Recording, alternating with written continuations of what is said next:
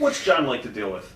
He's fantastic. With me, I don't know. I don't know if somebody can talk bad things about John, but with me, he was fantastic. He's an amazing wrestler. He doesn't get the credit he deserves because he is one of the guys who always go out there, put a good show, and he's always listening what the crowd wants, where they want you to go during the match, and he's always working for the wrestling business. Do you think he plays politics at all? I will say yes because he's so important for the company, but I'm 100% sure that he's not one of those guys going to the office and saying things like, "Oh, I don't like this guy, remove him from the roster." He is just not like that. He is one of those guys who work his ass every single day to make this business better. Do you consider him one of the boys? Yeah. Does WWE rely on him too much to the point it hurts others from getting over in a top position? I don't know, I mean, with something like that, what else can you do? If you lost all your other superstars because they're doing movies or singing or doing whatever, and all you have is him, the only one really drawing money, really selling products, what else could you do? Nothing of the company. Thoughts on how WWE used Daniel Bryan, and do you feel the fans really forced them to put him into the main event position? Of course. I mean, for some reason, and I don't know why, the company they didn't want to do it, And I don't even know why, because he's one of the best wrestlers in history. Yeah. He's a great guy. He's a simple guy. He's a cool guy. He will always come to you and give you his time, shake your hand, and talk with you about whatever. Yeah. He's one of the boys. But yes, he was the fans. The fans made it happen.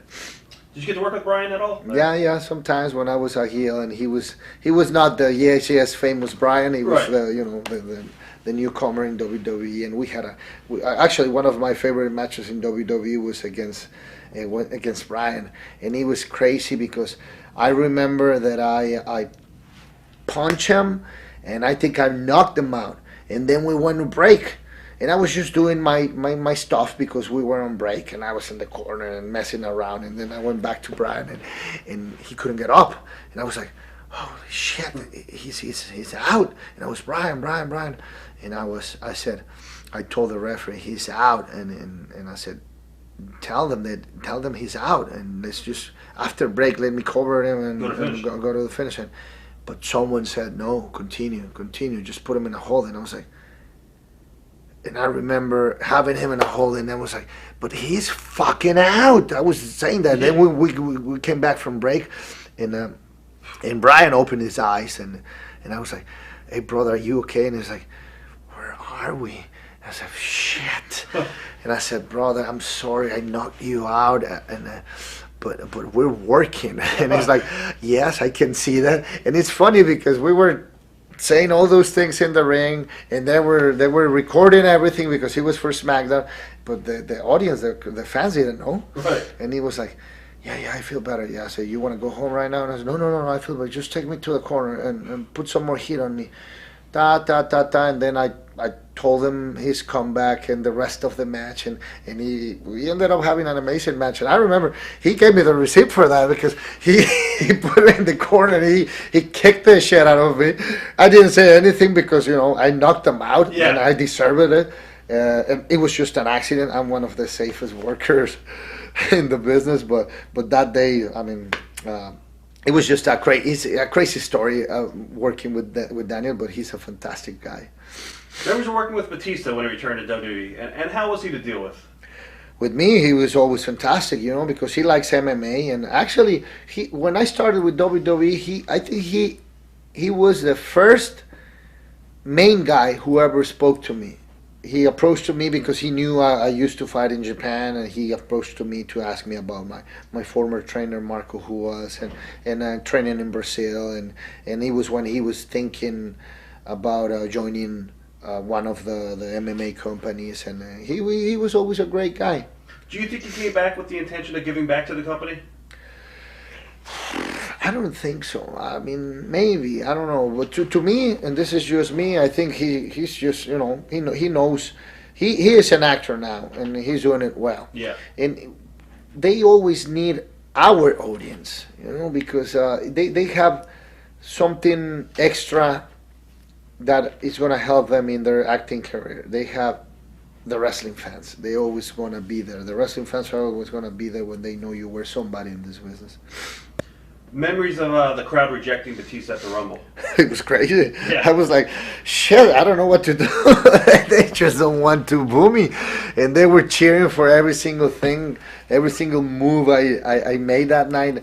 And I was like, okay, hell with it. Let's just do it. And he was like, I remember him being tired and nervous, and was like, fuck, what the fuck is going on? I was like, just relax, man. Just let's continue the match and just don't worry about them. I mean, just do what you have to do. We're cool, but we were never friends. We would never hang out. Well, yeah, a couple of times we went and we were in Europe or somewhere else overseas, and we were sharing drinks in the lobby. But that was it. We were never really friends. Who were you close with on the road? Who did you travel with? Well, at the beginning with Ray, with Edge, with Christian, with Chavito, and then of course with Ricardo all the time, and with Drew McIntyre. Drew McIntyre is like my best friend in the business. He was the best man at my wedding, and he's a great dude. I'll see him next week. He's coming out. Yeah. And he has a lot of talent, and I'm glad and I'm happy that he's finally getting what he deserves. So talented. They missed the ball with that guy. Yeah. You got to do a little program with the Big Show. Memories of working with Big Show. Oh, fantastic. Big Show is one of my friends outside the business. He is fantastic. He's an amazing worker. Another one who never prepare. He never prepares the match. He calls it in the ring, since the beginning till the end. You go out there with him and you just do whatever he wants, because he's a giant. If you don't do it, he will kick your ass. You win the Money in the Bank in 2011, the version of that pay-per-view. Memories of that crazy match and finding out you were getting the briefcase.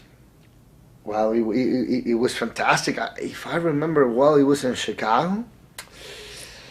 I don't remember if it was in Chicago or somewhere else. I just remember there was a big Latin audience that day. The crowd was hot. Right. And I remember when I removed Rey Mysterio's mask, they wanted to kill me. When I was walking back to Gorilla after the match, they were throwing things to me, and they were pretty mad because what I did. So even though I was afraid, I was like, wow, this is cool. They bought it. Did you see that as WWE pretty much telling you that you're in for the big major run now? Yeah. I mean, I knew where I was going. You know, I always had a good relationship with Vince, and I always knew. I mean, maybe not the last 2 years of my career with that company, but before that, I always knew where I was going. When you returned, you had a chance to work with Dolph, and you already talked about him and your thoughts on him as a performer. Why do you feel that WWE has never really pulled the trigger with him as a top talent? Well, I heard some stories, but I don't know if they're true.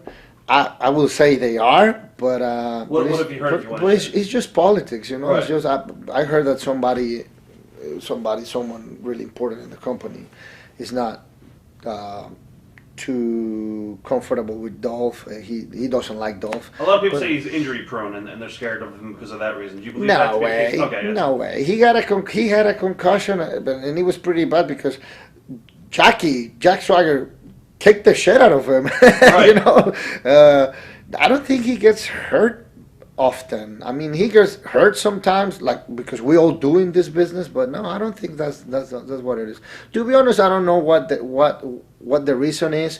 I would say just politics. I don't know if it's real that rumor of somebody important in the company not liking Dolph. But you know, I think I don't watch the product anymore, so I don't know if they're doing something with him. But sometimes fans send me pictures, and I think he's champion. He's the IC champion at the moment. Yeah. And I'm really happy that they're finally doing something with him. We're skipping ahead here, but memories of the night Dolph beat you for the world title. Because I know I've heard different stories. We did an interview with Ricardo, and he told us a story that behind the scenes the night, I think it was the night of, or maybe the night before, it was after Mania. pretty much Vince wanted you to go up and Hunter wanted Dolph to go up. Am I right about that? And there was an argument or something, a big argument? Well, there was something there. Unfortunately, I cannot talk about those details. I wish I could, but Okay. but yeah, it was it's politics, nature of the business. Do you feel that Dolph earned it at that point? Yes, because he's a great wrestler. I mean, seriously, I was with it. This is the beauty of wrestling. You can have two guys and they can be not friends. They can even hate each other. But if they have the talent and the skills, they can go into the ring and put an amazing show. And that was Dolph and I. With time, working together, we became friends, and I gained so much respect for him. And I know he gained a lot of respect for me. And that's just because of wrestling,